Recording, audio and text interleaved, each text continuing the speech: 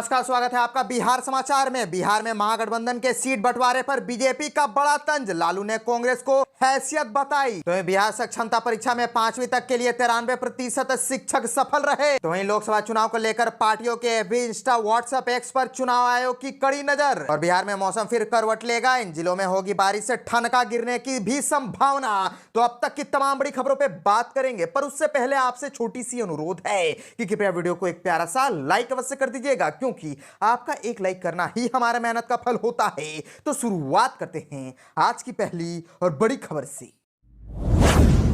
इस वक्त की बड़ी खबर बिहार से आ रही है, जहां महागठबंधन में सीट बंटवारे पर बीजेपी का बड़ा तंज, लालू ने कांग्रेस को हैसियत बताई। दरअसल महागठबंधन के सीट बंटवारे पर बीजेपी ने तंज कसा है। पूर्व डिप्टी सीएम और बीजेपी के वरिष्ठ नेता सुशील मोदी ने कहा कि संसदीय चुनाव से पहले चरण की प्रक्रिया पूरी हो रही है और अभी तक इंडी गठबंधन में सीट बंटवारे पर फैसला तो दूर, लालू प्रसाद उद्धव ठाकरे एक तरफा टिकट बांटकर कांग्रेस को उसकी औकात भी बता दे रहे हैं। लड़ने से पहले ही बिखर गया गठबंधन। और यही नहीं, सुशील मोदी ने आगे कहा कि भाजपा 6 सूची जारी कर 405 प्रत्याशी घोषित कर चुकी है, जबकि विपक्षी गठबंधन अभी 50 सीट पर ही साझा उम्मीदवार तय नहीं कर पाया। राहुल गांधी और शशि थरूर की सीट पर भी गठबंधन फेल हो गया। उन्होंने कहा कि विपक्ष अब यदि कुछ सीटों पर साझा उम्मीदवार घोषित भी कर दे तो वह प्रधानमंत्री नरेंद्र मोदी के नेतृत्व वाले एनडीए का मुकाबला नहीं कर पाएंगे। महाराष्ट्र में कांग्रेस और एनसीपी से बात किए बिना उद्धव ठाकरे ने जैसे 17 उम्मीदवार तय कर दिए, वैसे ही बिहार में लालू प्रसाद ने कांग्रेस और वाम दलों को किनार कर आधा दर्जन टिकट बांट दी। शरद पवार नाराज है तो यहाँ प्रदेश कांग्रेस में क्षोभ है। और आपको बता दें कि बिहार में महागठबंधन में सीटों का बंटवारा हो गया है, जिसके मुताबिक आरजेडी 26, कांग्रेस 9 और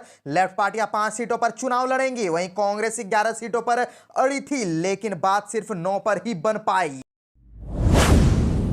तो अब बात करें बिहार के मौसम की, तो बिहार में मौसम फिर करवट लेगा, इन जिलों में होगी बारिश, ठनका गिरने की भी संभावना। दरअसल बिहार में एक बार फिर से पश्चिम विक्षोभ सक्रिय हो गया है। इसी वजह से आज राज्य भर में बादल छाए रहने का पूर्वानुमान है। कुछ एक स्थानों पर बारिश के आसार भी हैं। 1 और 2 अप्रैल को राज्य में सुबह शाम कुछ ठंडक महसूस हो सकती है। अभी राज्य में पूर्वैया हवा चल रही है। और आपको बताते चले कि आईएमडी की तरफ से जारी आधिकारिक पूर्वानुमान के मुताबिक पटना, गया, नालंदा, बक्सर, भोजपुर, अररिया, किशनगंज, सीतामढ़ी, पश्चिम चंपारण, पूर्वी चंपारण, भागलपुर, बांका और किशनगंज आदि जिलों में कुछ एक स्थानों पर हल्की बारिश हो के आसार है और हल्की बूंदाबूंदी के साथ ही करीब करीब पूरे राज्य में संभव है। इसी दौरान कुछ एक स्थानों पर मेघ गर्जन के साथ ठनका गिरने की भी आशंका जताई जा रही है। आईएमडी के पूर्वानुमान के मुताबिक इस परिदृश्य में दिन के तापमान में कुछ गिरावट और रात के तापमान में कुछ बढ़ोतरी संभव है। हालांकि यह समूचा मौसमी बदलाव आज के लिए बताया गया है। आईएमडी के मौसम वैज्ञानिकों के मुताबिक 1 और 2 अप्रैल को राज्य के सुबह और शाम के तापमान में कुछ कभी संभव है। वर्तमान में विशेष रूप से रात का तापमान सामान्य से 2 और 4 डिग्री अधिक चल रहा है।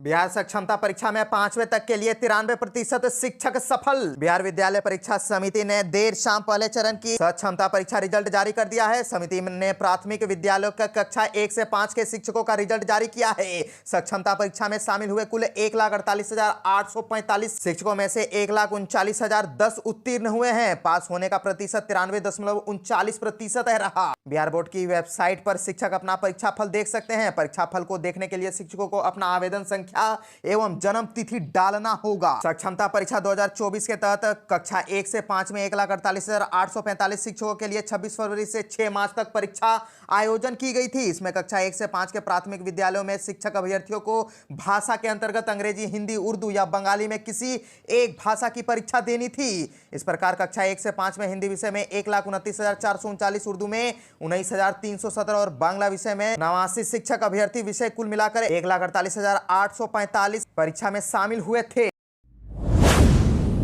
लोकसभा चुनाव को लेकर पार्टियों के एफबी, इंस्टा, व्हाट्सएप, एक्स पर चुनाव आयोग की कड़ी नजर। बिहार में लोकसभा चुनाव का आगाज होने के साथ ही राजनीतिक दलों के सोशल मीडिया की गतिविधियों पर चुनाव आयोग की नजर है। चुनाव आयोग ने निर्देश पर जिला एवं राज्य स्तरीय मीडिया कोषांग से सोशल मीडिया सेल अलग से गठित किया गया है। यहाँ सभी राजनीतिक दलों एवं उनके प्रत्याशियों के सोशल मीडिया अकाउंट की 24 घंटे निगरानी की जा रही है। सोशल मीडिया कोषांग के विशेषज्ञों की तैनाती की गई है, जो सॉफ्टवेयर इंजीनियर है और कंप्यूटर तकनीकी से परिचित है। बिहार लोकसभा चुनाव में शामिल सभी राष्ट्रीय व राज्य स्तरीय दलों का अपना अपना सोशल मीडिया प्लेटफॉर्म है, जहां वे पार्टी की विचारधारा एवं प्रमुख गतिविधियों को पोस्ट करते हैं। इसमें भाजपा, कांग्रेस, जदयू, राजद, लोजपा, रामविलास, हिंदुस्तान आवाम पार्टी सहित अन्य प्रमुख दल शामिल है। निर्वाचन विभाग के अनुसार चुनाव आयोग के दिशा निर्देश के तहत सोशल मीडिया अकाउंट पर बिना अनुमति के प्रत्याशी ने चुनाव प्रचार किया तो उनके खिलाफ खिलाफ कार्रवाई की जा सकती है। साथ ही किसी प्रत्याशी के समर्थन में भी पोस्ट होने पर प्रत्याशी को जवाब देना होगा। इसमें फेसबुक, इंस्टाग्राम, व्हाट्सएप एक शामिल है। इन सभी सोशल मीडिया माध्यमों को आदर्श आचार संहिता के दायरे में लाया गया है। विभाग के अनुसार यदि किसी खबर के माध्यम से किसी दल अथवा किसी प्रत्याशी विशेष का चुनाव प्रचार किया जाता है तो ट्विटर, फेसबुक, यूट्यूब, विकिपीडिया जैसे सोशल मीडिया पर प्रचार सामग्री पोस्ट करने के पहले नियमों के तहत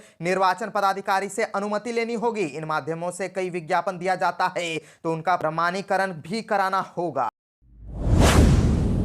इंडिया गठबंधन ने सहयोगी दलों के बीच बिहार की सभी 40 सीटों के बंटवारे की घोषणा कर दी है, लेकिन काफी किरकिरी के बाद सीटों के बंटवारे में गठबंधन दलों में मतभेद की बात लोगों के मन में अवधारणा का रूप लेने के बाद सहमति की घोषणा की गई है। राजद ने बंटवारे से पूर्व ही पहले चरण की सभी 4 और दूसरे चरण के लिए खासकर पूर्णिया सीट पर अपना उम्मीदवार देकर मतभेद को सार्वजनिक किया। राजद के इस फैसले ने राष्ट्रीय स्तर पर सुर्खियां बटोरी। पप्पू यादव की जन अधिकार पार्टी के कांग्रेस में विलय के बाद इस घटनाक्रम ने बैठे बिठाए पूर्वांचल में एनडीए को एक मुद्दा भी दे दिया। एनडीए में भी सीटों के बंटवारे में देरी हुई, लेकिन अंदर खींचातानी की भनक तक किसी को नहीं लगने दी गई। सहमति की राह के कई पेच सहमति से सुलझा लिए गए। पसंद की और जीती सीटें छोड़ने के लिए किसी को सहमत करना आसान नहीं होता, लेकिन यह भी संभव हुआ। एनडीए के 6 और 4 दलों ने जीती सीटें दूसरे सहयोगी दलों के लिए छोड़ी। पशुपति कुमार पारस की रालोसपा ने तो सभी सीटें छीनने के बाद भी मौन साधे रखा। इंडिया गठबंधन के जदयू 28 जनवरी को बाहर निकला। उस समय जदयू का आरोप यही था कि इंडिया में सीटों के बंटवारे के प्रति कोई गंभीर नहीं है। बिहार में इंडिया गठबंधन में जो दल पहले जुटे थे, जदयू को छोड़ बाकी आज भी है।